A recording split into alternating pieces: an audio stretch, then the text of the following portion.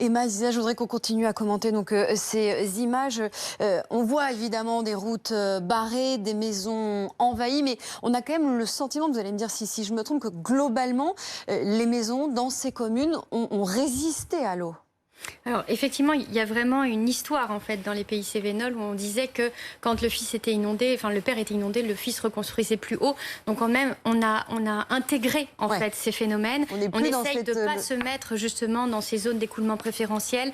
Il y a beaucoup moins d'erreurs d'urbanisme comme on peut l'avoir en plaine, bien plus bas, où là c'est plus grave. Il existe aujourd'hui des solutions, tout simplement parce qu'on sait sur le plan hydraulique et hydrologique, c'est-à-dire on sait retrouver le cheminement de l'eau et la hauteur d'eau que l'on peut estimer à l'échelle de la maison. C'est des diagnostics qu'on peut réaliser en amont. Ces diagnostics, ils permettent de quoi? Ils permettent de comprendre quel est le type de vulnérabilité de la famille. On entendait tout à l'heure, effectivement, qu'on peut être vulnérable, notamment au réseau. D'un seul coup, on se retrouve sans électricité, sans eau potable. C'est-à-dire qu'on ne peut même pas revenir sur un cycle de période de retour à la normale assez rapidement si on n'a pas d'eau potable. Donc, ce sont des choses sur lesquelles on peut travailler. On peut avoir un problème, une vulnérabilité structurelle, c'est-à-dire que c'est la maison en soi qui peut soit effectivement s'effondrer, ça peut arriver parfois, on a vu ces images dans l'Aude de ces maisons qui carrément s'écroulent.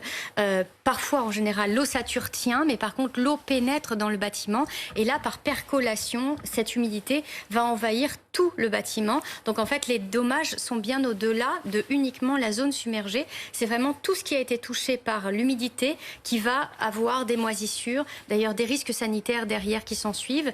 Et puis ensuite on a un autre risque qui est un risque psychosocial qui est essentiel et qu'on est en train de révéler de plus en plus puisque ce sont des populations qui sont traumatisées et ces chocs post-traumatiques en fait, on est en train aujourd'hui de révéler leur nature et de voir à quel point dans la durée il va falloir les accompagner ces personnes pour justement essayer parce qu'ils ont été touchés finalement dans leur fort intérieur, dans leur maison, dans leur habitat avec des eaux souillées de l'extérieur qui pénètrent à l'intérieur et donc effectivement il y a tout un travail de reconstruction à faire mais en tous les cas il y a des solutions à mettre en place et aujourd'hui quand Madame Elisabeth Borne était ministre de l'écologie, elle avait mis en place le fait que 80% des mesures qui permettent de faire des travaux pour réduire cette vulnérabilité sont prises en charge par l'État. La plupart des gens ne le savent pas. Il faut aller vers ces mesures pour rendre résilientes ces maisons.